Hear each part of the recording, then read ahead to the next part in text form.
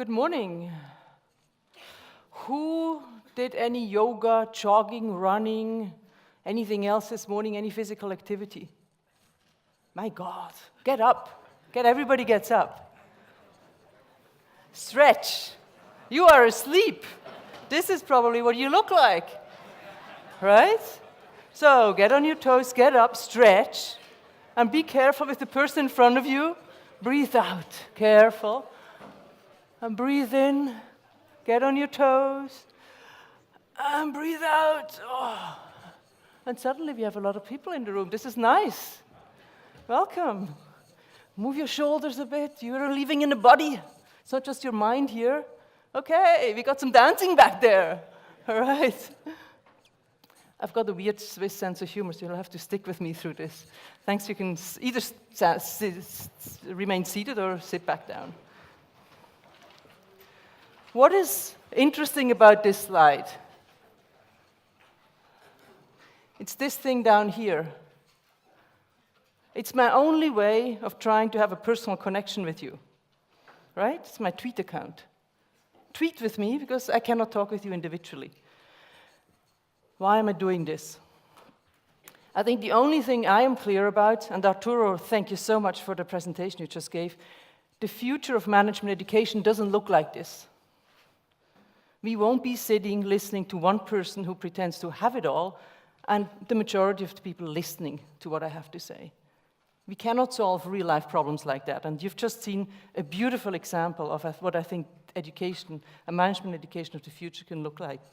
Thank you so much. So let me go a little bit through what 50 plus 20 means. I'm going to give you a few hints. 50 has all to do with that business schools have been shaped until today, probably with your exception and a few others, by thinking that was created 50 years ago with the Ford and Carnegie reports in 1959. But today, the world looks very different. We are not in a time anymore of unlimited growth. We're not in a time of discovering brands and a significant increase of living standards, at least in the north. Our reality today looks different. Yet, we're still pretending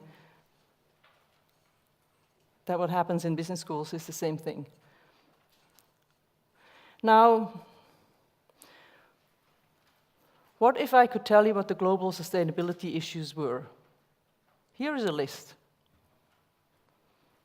The redder the worse, right? Now imagine we could know what these issues would be for a country. How does Switzerland get back to living well and living on one planet? These would be our big issues. And imagine now we could figure out what this means for each stakeholder group. For families, for businesses, and for cities. It would look something like that. Okay?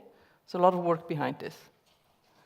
There's a thing called the Swiss Sustainability Hub, which is an initiative which is trying to work on positioning Switzerland as a global hub in sustainability to make sure that we as a country take a lead ahead of that, and we help other countries working on the critical issues so that they can focus on getting back to living on one planet and living well, increasing the human standards.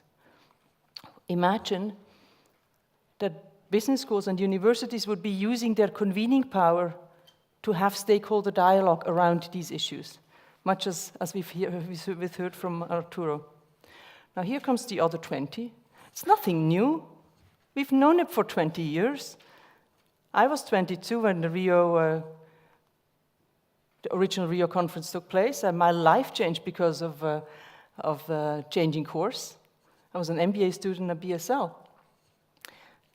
So imagine universities would be using their space to develop new kinds of knowledge. Now, when we developed 50 plus 20 was about developing a radically new vision for management education. And the way we went about this is the following. We started by looking at the big picture. We said, imagine we work towards a world worth living in. What would that mean? And we worked around that. Then we said, imagine societies would figure out a new way of living together. And as a result, what would that mean for business? Imagine business was celebrated for its positive contribution to society. Imagine, right? And imagine we would be developing leaders that are able to take us through this transformation. And as a result, I'm giving away my jokes. Imagine, as a result, what would that mean in terms of management education? Okay, the next slide is politically incorrect. I did it last night at whatever, 2 o'clock in the morning. Tango Practice doesn't look like that, right? The world has gotten complex. Problems today are interdisciplinary by nature, and leadership skills today are entirely different than 50 years ago. Nowadays, it's more about knowing how to dance tango with a stranger than learning to march to orders. In a sense, and I'm totally overstating the point, many schools are still using military tactics to teach tango lessons. It doesn't work. We cannot create the kinds of leaders we need in an environment like that, right? We believe all of us own the responsibility to bring about change. Important statement of our vision. We don't need the same kinds of leaders anymore, and I could go into long debates of what kind of leaders we need. I'm not going to go there. There's much work that was done about that. Now, if you look at business schools right now, what you see is this. It doesn't really come out. It's supposed to be a dinosaur behind a wheel. You still see the head and you still see the tail, and you know something is changing in between there. Now, let me talk about the important paradigm shifts that are needed in management education. There are 4 different ones. Why talks about the purpose. We need to move from maximizing return to creating value for the world. The old paradigm was maximizing shareholder value with some kind of an unquestioned consumerism. The new paradigm would be conscious business serving society and the planet with economic innovation. Yvette talked about that in her research. Second paradigm, the how paradigm. How do we go about teaching? It's about shifting from teaching to learning. The old paradigm is teaching skills and knowledge, and Arturo talked about that, about the importance of actually developing the skills and the values. The new paradigm really is about developing an action learning platform to develop competencies and attitudes. Skills and attitude development is massively challenging for business schools. Knowledge transfer, we're not very good at that neither, because your retention rate of what I'm doing here is 10%. It's miserable. You may as well, your retention rate would be better if I had recorded what I'm telling you and you would be walking in a park, right? Because at least you'd be engaging your body while you do that. Excuse me. The third paradigm, just to get you off the dinosaur picture, deals with the what. We need to move from subject expertise, and you talked about it as well, to issue-centered collaboration. Arturo talked to us about the dilemma of, do we need a bit more accounting and finance and strategy, or do we need to have more issue-centered transdisciplinary education? It's exactly what the dilemma that we're facing in business schools, in universities actually. So we need to move from a narrow scientific focus with little practical relevance to action research supporting complex sociological and ecological issues. You brought beautiful examples for that. Thank you. And the last one is where. From ivory towers to open meeting spaces. Imagine we would transform the old paradigm of science and research as exclusive and secluded practices to research as an inclusive learning platform for citizens. So research working with stakeholders, and stakeholders beyond business, civil society, government, whoever are the relevant stakeholders around any issue. So a bit more around 50+20. How did this whole thing come about?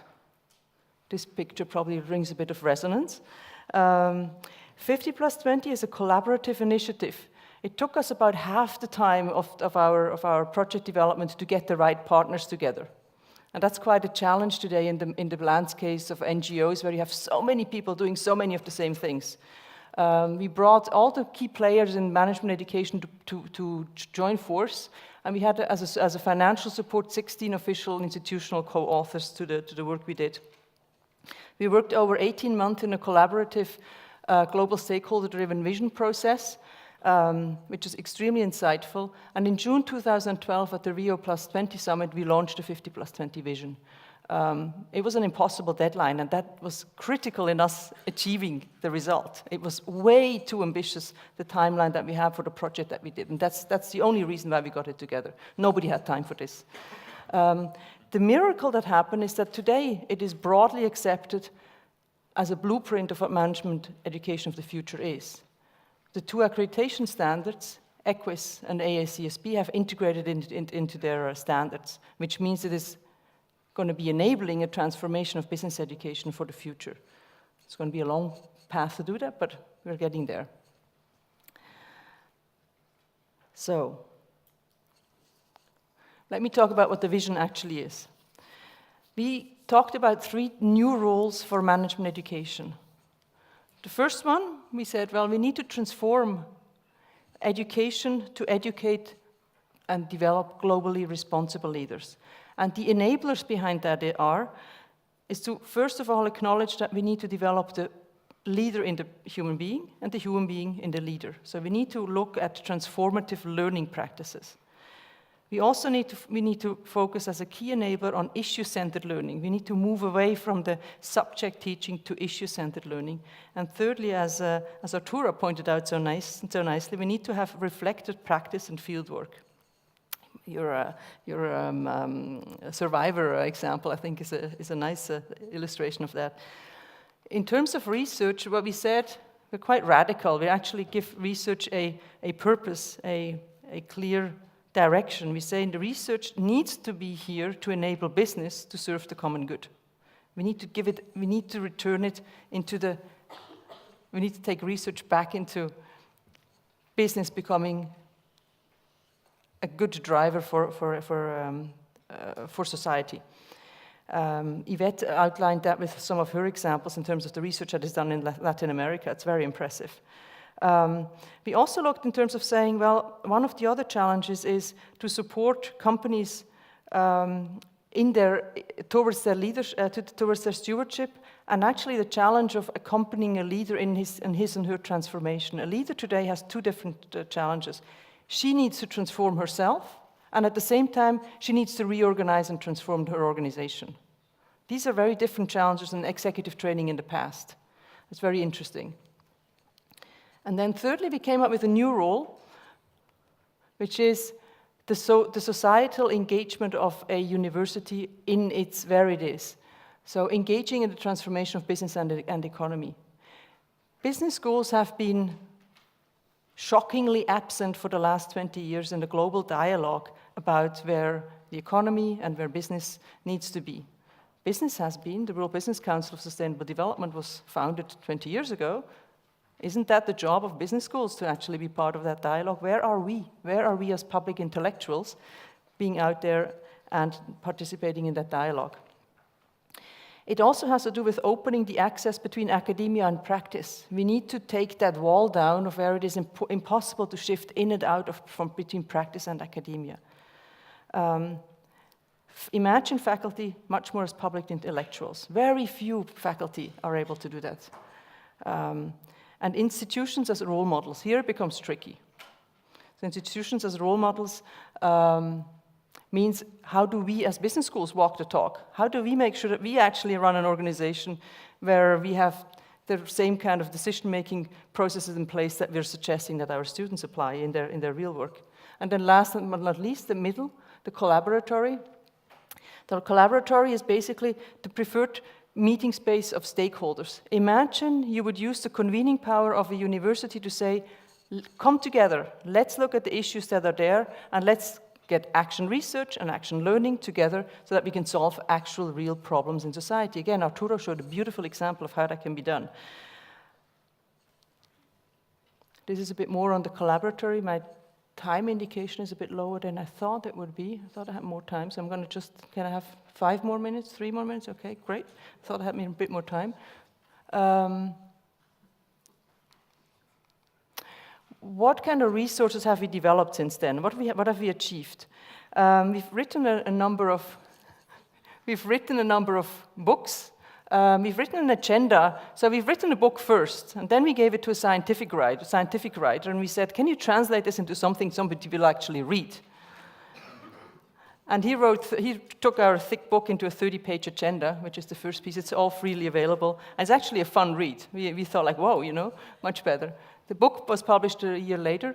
It came out in Chinese, which is really interesting. The Chinese are suddenly very interested in trying to figure out what we have to say. And I think it has to do with the Chinese having first adopted the American model of business education, having tweaked it a bit, but having realized that it doesn't really suit them in terms of their challenges in Asia, and they're now trying to work with developing their own model in terms of what they need.